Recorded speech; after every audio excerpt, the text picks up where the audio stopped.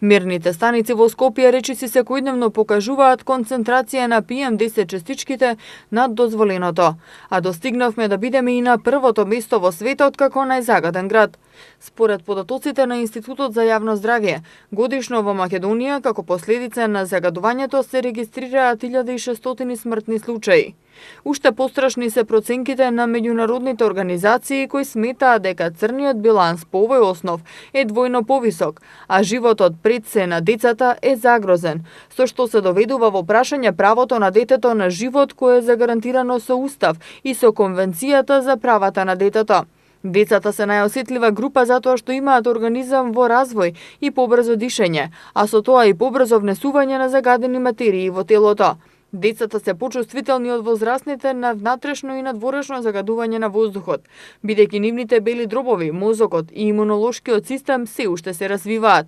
Загадениот воздух е еден од најголемите фактори за смртност кај децата, и тоа мора веднаш да се спречи. Како директна последица од високите дози на канцерогени честички во воздухот, во Македонија има над 3000 предвремени смртни случаи.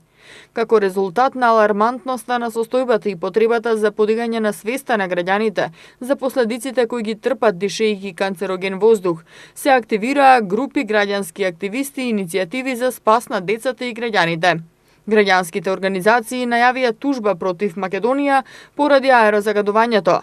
4 граѓански организации, новинари за човекови права, првата детска амбасада во светот Милјеши, Зелениот институт и Сдруженијето за социјални иновации и одржлив развој Радар, најавија дека ќе ја тужат државата пред домашните и меѓународните судови поради аерозагадувањето. Организациите покренаа петиција за нула толеранција за аерозагадувањето и загрозувањето на животот. Во моментов се прибираат податоци од вештаци кои ќе ги потврдат нивните барања, а добиена и помош од адвокат кој доброволно и без надомест ќе ги застапува. Изјави за Прва Скопска Наташа Доковска, председателка на новинари за човекови права. Во подготовка сме, значи ние ги прибираме сите оние податоци кои што треба да ги добиеме од вештаците, кои што ќе ја ги потврдат нашите барања, односно нашите заложби дека треба нешто да се направи, државата дека треба некако да се казни, за да започне да делува во насока на облажување. Јас ќе кажам дека може да се направат работи, но дека тоа треба да го направи нели оној кој што е задолжен за тоа, секако дека и граѓаните треба да влијаат со своето примерно однесување и почитување на тие мерки, но многу е мал процентот на граѓаните кои што треба тоа да го направат, односно нивното влијание е многу помало во однос на индустриите кои што влијаат врз загадувањето. Она што го бараат граѓанските организации е подитно да се направат законски измени за намалување на прагот за аларм и активирање на итни мерки за спас на животот на децата во Македонија. Бараат законски измени за намалување на високиот праг од 200 микрограми на метар кубен на 40 микрограми на метар кубен, дозволена гранична вредност, според европските стандарди.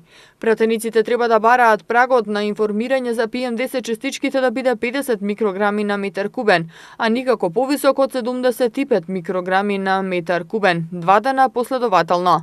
Прагот на алармирање треба да биде поставен на 50 микрограми на метар кубен и да има засилен инспекцијски надзор, затоа што тие сметаат дека индустријата и нелегални индустријски објекти се виновниците, затоа што концентрацијата на загадувањето е највисока во ноќните часови. Не може недозволиво, навистина е недозволиво да секоја вечер таа амплитуда на загадување се покачува до некои си мерни единици кои што се не знам, премногу високи, а никаде наутро да ги нема, што говори дека некој се занимава, односно некој во тоа време почнува да работи. Јас мислам дека станува збор за некакви објекти кои што чекаат, значи, да сите се собереме по своите домови и почнат да работат и директно го загадуваат, затоа што тогаш ние немаме сообраќај.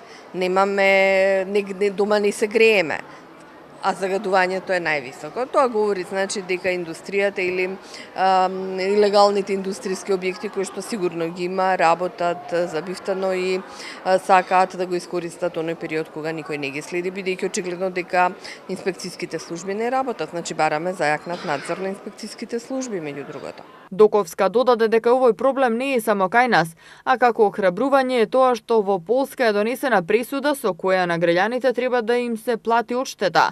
Исто така и Италија го загубила спорот со граѓаните, а според најновите податоци и Босна и Херцеговина. Доковска вели дека целта не им е да наплаќаат од државата, туку да ја опомена дека треба сериозно да се зафати со решавање на овој проблем.